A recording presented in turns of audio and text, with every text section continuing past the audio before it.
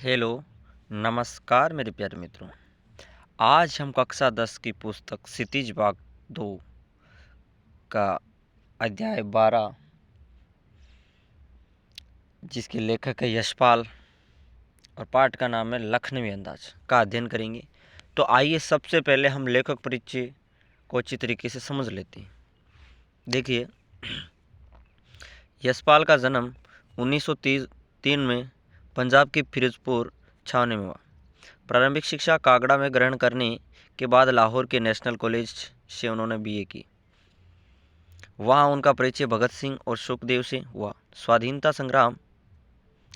संग्राम की क्रांतिकारी धारा से जुड़ा होने के कारण वे जेल भी गए। 1976 में उनकी मृत्यु हो गई। यशपाल जी की रचनाओं में आम आदमी के सरोकारों की उपस्थिति है। वे यथार्थवादी शैली के विशिष्ट रचनाकार हैं।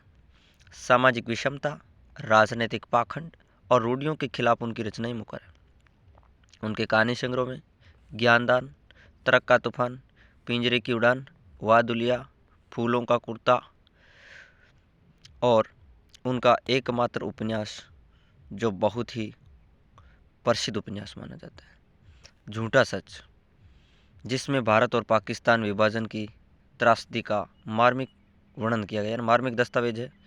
अमिता, दिव्या, पार्टी कॉमरेड, दादा कॉमरेड, मेरी तेरी उसकी बात उनके अन्य उपन्यास माने जाते हैं।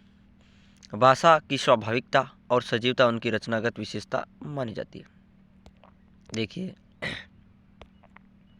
एक बार फिर से, जन्म 1903 पंजाब की फिरोजपुर में और प्रारंभिक शिक्षा कांगड़ा कहाँ पड़ता है? ये कांगड़ा पड़ता है उनतराज हिमाचल प्रदेश में। HP हिमाचल प्रदेश में पड़ता है। कहाँ पड़ता है? हिमाचल प्रदेश में।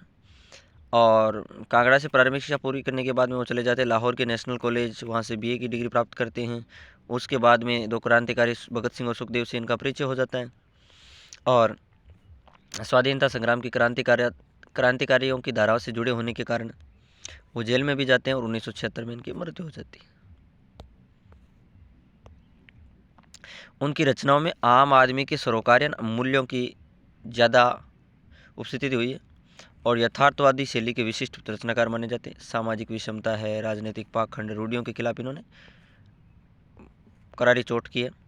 और ज्ञानदान, ट्रक का तूफान, पिंजरे की उड़ान, वादुलिया, फूलों का कुर्ता, ये उनके कहानी संग्रह। उसके बाद झूठा सच, भारत और पाकिस्तान विभाजन की त्रासदी पर लिखा गया उपन्यास। अमिता, दिव्या, पार्टी कॉमरेड, दादा कॉमरेड, मेरी तेरी उसकी बात उनके अनेक प्रमुख उपन्यास माने जाते हैं। भाषा की स्वाभाविकता और सजीवता उनकी रचनागत विशेषता मानी जाती है।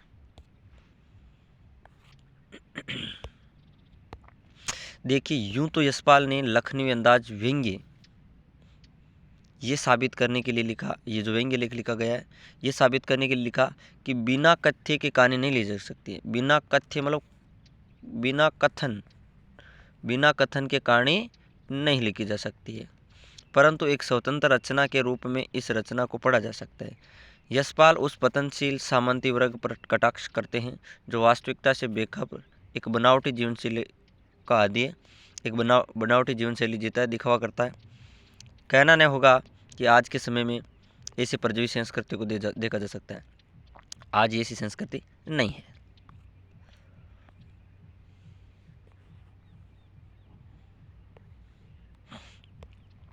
देखिए, मुसाफिर की पैसेंजर ट्रेन चल पड़ने की उतावली में पुकार रही थी। आराम से सेकंड क्लास में जाने के लिए दाम अधिक लगते हैं। दूर तो जाना नहीं था। भीड़ से बचकर एकांत में नई कहानी के संबंध में सोच सकने, खिड़की से प्राकृतिक दृश्य देख सकने के लिए टिकट सेकंड क्लास का ही ले लिया।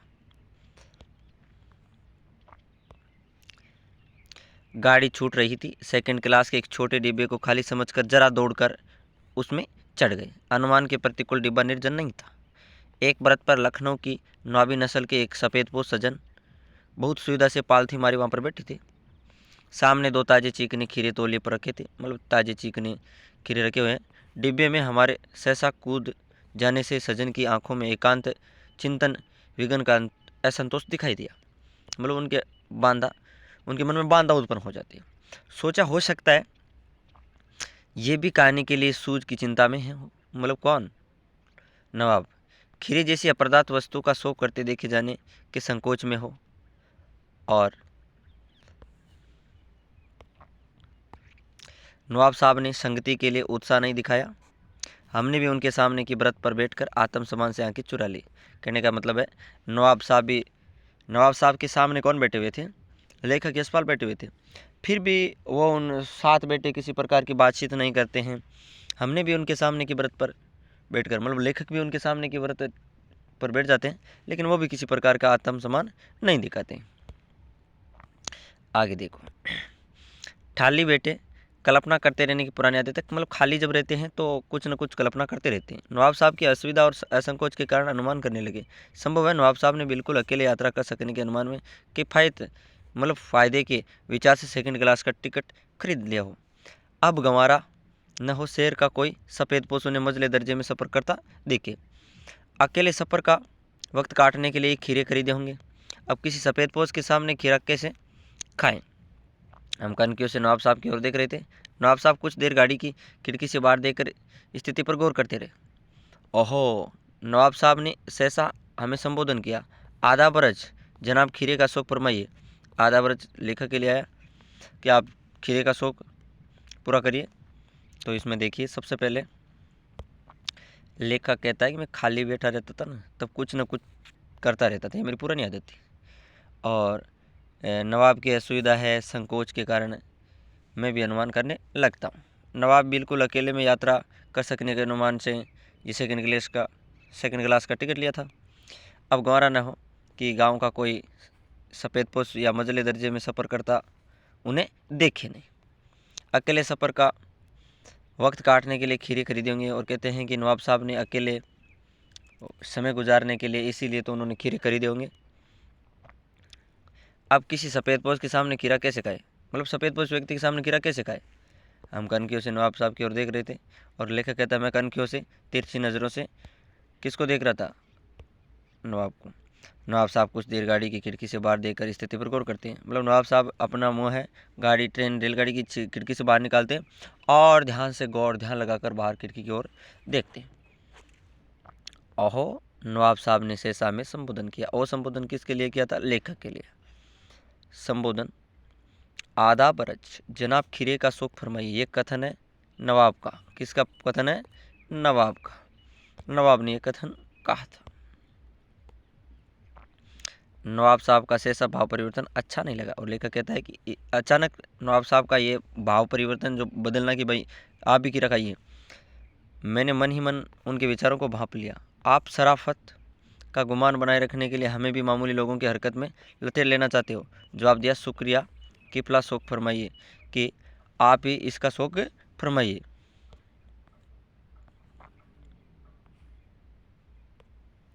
नवाब साहब ने फिर एक पल खिड़की से बाहर देखकर गौर किया, ध्यान से देखा। दृढ़ निश्चय से खीरों के नीचे रखा तौलिया झाड़कर सामने बिछा लिया। मतलब खीरों के नीचे एक तौलिया रखा था। उस तौलिए को निकालते, उसको झड़काकर या झाड़कर सामने बिछा लेते। सीट के नीचे से लोटा उठाकर दोनों खीरों को खिड़की के बाहर धोया और तौलिए से पोंछ लिया। जेब से चाकू निकाला, दोनों खीरों के सिर काटे और उन्हें गोंद कर झाग निकाला। क्या निकाला? झाग। फिर खीरों को बहुत एहतियात का मतलब होता है सुविधा से छीलकर फांकों को करीने से आसानी से तौलियों पर सजाते गए। करीना, जैसे जो करीने होते हैं, करीना मतलब कर्म से। लखनऊ स्टेशन पर खीरा बेचने वाले खीरे के इस्तेमाल का तरीका अच्छी तरीके से जानते। ग्राहक के लिए जीरा, मिला नमक, पीसी हुई लाल मिर्च की पुड़ियाँ भी हाजिर कर देते हैं। नवाब साहब ने बहुत करीने से खीरे की फांकों पर जीरा, मिला नमक, लाल मिर्च की सुर्खी बुरुक दी। मतलब उन खीरों पर जीरा, मिला नमक बुरुक देते हैं, लाल मिर्च बुरुक देते हैं। उनकी प्रत्येक भावभंगिमा और जबड़ों के स्फुरण से स्पष्ट था कि वो स्वाद चखने के लिए लालायित हो रहे थे कि उस प्रक्रिया में उनका मुख खीरे के रसोदन की कल्पना से प्लावित हो रहा था। कहने का मतलब है कि इस पार्ट में जो नवाब साहब है वो खीरे को केवल सूंघते हैं, सुगंध के माध्यम से उसको देख कर ही क्या करते हैं, अपना पेट भर लेते हैं। हम कनखियों से देख कर सोच रहे थे मियाँ रईस बनते। मियाँ मियाँ किसके लिए आया? हम कनखियों से देख कर सोच रहे थे मियाँ रईस बनते, लेकिन लोगों की नज़रों से बच सकने के ख्याल में अपनी असलियत पर उतर आए। लोगों की नज़रों से बचने के लिए वो क्या करते हैं, खीरा तो खाते हैं लेकिन वो दिखावा करते ज़्यादा है। नवाब साहब ने फिर एक बार हमारी ओर देख लिया। वल्ला शौक कीजिए, लखनऊ का बालम खीरा है कि आप भी शौक फरमाइए, इसको खाइए। क्या है ये? लखनऊ का कौन सा खीरा है? बालम खीरा। ये कथन किसका है? नवाब साहब का। किसको कहा गया था? ये कहा गया था लेखक को। आगे देखिए, नमक मिर्च छिड़क दिए जाने से ताजे खीरे की पनियाती फांके देखकर, कहने का मतलब है नमक और मिर्च छिड़क दिए जाने से ताजे खीरे की जो पनियाती चमकीली फांके देखकर पानी मुंह में जरूर आता, लेकिन इनकार कर चुके थे। एक बार लेखक ने मना कर दिया था कि भाई मैं नहीं खाऊंगा। आत्मसम्मान निभाना भी उचित समझा कि भाई आप, लेखक ने एक बार तो मना कर दिया, अब अगर वो खाने के गए तो मामला थोड़ा सही नहीं लगता है। उत्तर दिया, शुक्रिया, इस वक्त तलब महसूस नहीं हो रही है। मतलब जो हालात है थोड़ी मैं सही नहीं है, मेरा मैदा ज़रा कमज़ोर है। किबला शौक फरमाइए कि मेरा मैदा है ना आमाशय, मैदा का मतलब थोड़ा आमाशय ठीक नहीं है, पाचन तंत्र ठीक नहीं है। किबला शौक, आप ही इसका शौक फरमाइए।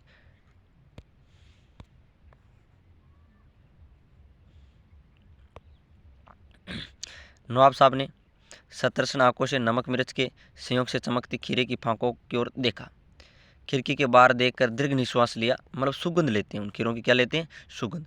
खीरे की एक फांक उठाकर होठों तक ले गए। देखो ये बैठे हैं नवाब साहब और ये है लेखक। ये जो खीरे की फांके पड़ी है, ठीक है, और इनको उठा उठा कर क्या कर रहे हैं? सूंघ रहे हैं।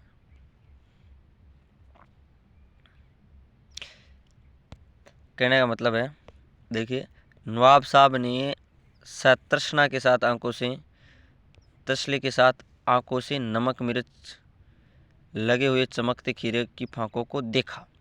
उसके बाद खिड़की से बाहर की ओर देखते हैं, फिर एक लंबी सांस ले खीरे की एक एक फांक उठाकर होठों तक ले जाते हैं। फांकों को सूंघते हैं। स्वाद के आनंद में पलकें, और जब स्वाद के आनंद में पलकें बूंद लेते, पलकें बंद कर लेते हैं। अब आगे देखिए, मूंद गई, मुँह में भर आए पानी का घूंट गले से उतर गया। तब नवाब साहब ने फांक को खिड़की से बाहर छोड़ दिया। और नवाब साहब क्या करते? उस फांक को खिड़की से बाहर फेंक देते। नवाब साहब खीरे की फांकों को नाक के पास ले जाकर वासना से रसा शोधन कर खिड़की के बाहर फेंक देते। कहने का मतलब वो उस खीरे को, उन नवाब साहब है वो उस खीरे को खाते नहीं, क्या करते हैं? वो उसको नाक तक ले जाते हैं, सूंघते हैं और होठों तक ले जाते हैं, उसके रस का अनुभव करते हैं, लेकिन उसको क्या नहीं करते? खाते नहीं।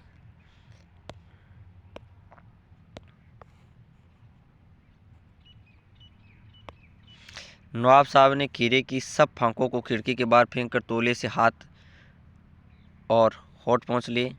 गर्वे से गुलाबी आंखों से हमारी ओर देख लिया, मानो कह रहे हो ये है खानदानी रईसों का तरीका। मतलब खानदानी जो रईस होते हैं इस तरीके से खाते हैं, ये लेखक को जता रहे थे।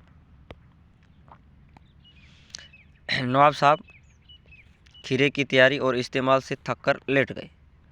हमें तस्लीम में सिर खम लेना पड़ा। यह है खानदानी तहजीब, नफासत और नज़ाकत। कहने का मतलब है यह है खानदानी तहजीब, नफासत और नज़ाकत। हरकतें, नफासत, तहजीब, तरीका। खानदानी मतलब जो लोग होते हैं ना, उनके खाने का जो तरीका है, नफासत उनकी जो हरकतें, नज़ाकतें, ये है तस्लीम में। मतलब